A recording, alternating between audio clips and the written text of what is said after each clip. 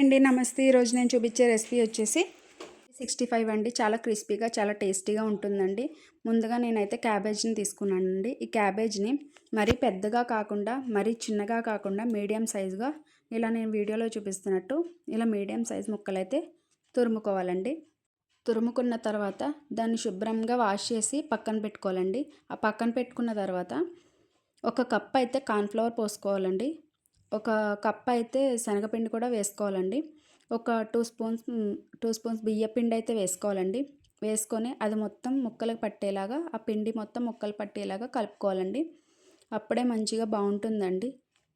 Cornflour పిండిలో మంచిగా ముక్కలకు కలిపితేనే బాగుంటుందండి. క్రిస్పీగా వస్తాయండి అప్పుడే మంచిగా. ఇలా బాగా కలుపుకోవాలండి. మొత్తం ముక్కలకి అన్నిటికీ బాగా పట్టాలండి కార్న్ఫ్లవర్ కానీ పిండి కానీ. చూసారా ఇలా వీడియోలో చూపిస్తున్నట్టు ఇలా మంచిగా మొత్తం కలిపేసుకున్నాం కదండి. ఆ తర్వాత దీంట్లో 2 స్పూన్స్ అల్లం వెల్లుల్లి పేస్ట్ అయితే వేసుకోవాలండి. వేసుకున్న తర్వాత దాంట్లో ఒక స్పూన్ గరం మసాలా అయితే వేసుకోవాలండి. గరం మసాలా వల్ల చాలా టేస్ట్ వస్తుందండి ఈ క్యాబేజ్ 65.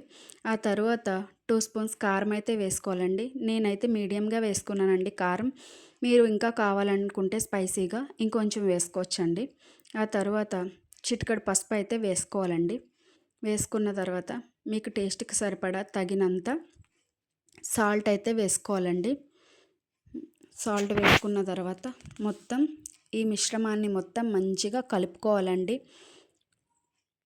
ఇలా వీడియోలో చూపిస్తున్నట్టు మొత్తం ముక్కలకు అన్నిటికీ ఇవన్నీ పట్టేలాగా మంచిగా అల్లం వెల్లుల్లి పేస్ట్, కారం, ఉప్పు, గరం మసాలా మొత్తం పట్టేలాగా కలుపుకోవాలండి. అప్పుడే మంచిగా వస్తుందండి ఫ్రై అనేది. చాలా టేస్టీగా వస్తుందండి. ఇలా మొత్తం కలుపుకున్న తర్వాత చూసారా వీడియోలో చూపిస్తున్నట్టు మంచిగా మొత్తం కలిపేసుకోవాలండి. కలుపుకున్న తర్వాత ఒక గ్లాస్ వాటర్ అయితే దగ్గర పెట్టుకోవాలండి. ఇందులో నేను ఫుడ్ కలర్ అయితే వేసుకోలేదండి. పిల్లలకి పెడతాను కాబట్టి మీరు వేసుకుంటే వేసుకోవచ్చండి. మంచిగా కొద్దిగా వాటర్ పోసుకుంటూ మరీ లూజ్గా కాకుండా మరీ గట్టిగా కాకుండా మీడియంగా కలుపుకోవాలండి. అప్పుడే మంచిగా వస్తుందండి ఆ ఫ్రై అనేది. మంచిగా వేగుతుంది కూడా, మంచిగా ఫ్రై అవుతుందండి. చూసారా ఇలా నేను వీడియోలో చూపించినట్టు ఇలా కలుపుకోవాలండి. అప్పుడే ఫ్రై అనేది మంచిగా వస్తుందండి. కలుపుకొని పక్కన పెట్టుకోవాలండి. పక్కన పెట్టుకున్న తర్వాత స్టవ్ ఆన్ చేసి ప్యాన్ పెట్టుకొని అందులో ఆయిల్ అయితే పోసుకోవాలండి. మరీ ఎక్కువగా పోసుకుంటే బాగా పొంగుగా వచ్చేస్తుందండి. మొత్తం అప్పుడు నూనె అంతా బయటకు వచ్చేస్తుంది. కొంచెం మీడియంగా పోసుకోండి. అప్పుడే మంచిగా ఉంటుంది. నూనె అయితే కాగిన తర్వాత ఆయిల్ కాగిన తర్వాత మంచిగా అది మొత్తం పకోడీలాగా వేసుకోవాలండి. మంచిగా ఇలా విడివిడిగా వేసుకుంటే ఫ్రై మంచిగా దగ్గరగా వేసుకుంటే బాగా ముద్దలా వచ్చేసి క్రిస్పీగా రాదండి. ఇలా విడివిడిగా వేసుకుంటేనే బాగా క్రిస్పీగా వస్తుంది, మంచిగా వేగుతుందండి ఫ్రై అనేది. చూసారా ఇలా వీడియోలో చూపిస్తున్నట్టు అలా కలుపుకోవాలండి. కలుపుకుంటూ ఉంటేనే ఆ ముక్కలు అనేది దగ్గర పడకుండా ముద్దలా కాకుండా విడిగా అవుతాయండి. చాలా టేస్టీగా చాలా క్రిస్పీగా అయితే ఉంటుందండి. నేను చెప్పిన కొలతలతో వేసుకుంటే మీరు క్యాబేజీ 65 అనేది. చూసారా ఇలా బాగా ఫ్రై అయిపోయిన తర్వాత మనం సర్వింగ్ బౌల్లోకి అయితే తీసేసుకోవాలండి. నేనైతే ఫుడ్ కలర్ అయితే వేసుకోలేదు కదండి, అందుకే కలర్ ఇలా ఉందండి ఫ్రై అనేది. అదే మీరు ఫుడ్ కలర్ వేసుకుంటే రెడ్ కలర్లో వస్తుందండి. మీ ఇష్టం అండి, ఆప్షన్ అది, అంతే ఏం కాదు. తర్వాత అలాగే మొత్తం ఉన్న పిండి అంతా అలాగే వేసుకోవాలి. మంచిగా ఆ క్యాబేజీ అంతా అలాగే వేసుకోవాలి. మొత్తం వేసేసుకున్న తర్వాత అలాగే వేయించుకొని ఫ్రై చేసుకోవాలండి. మంచిగా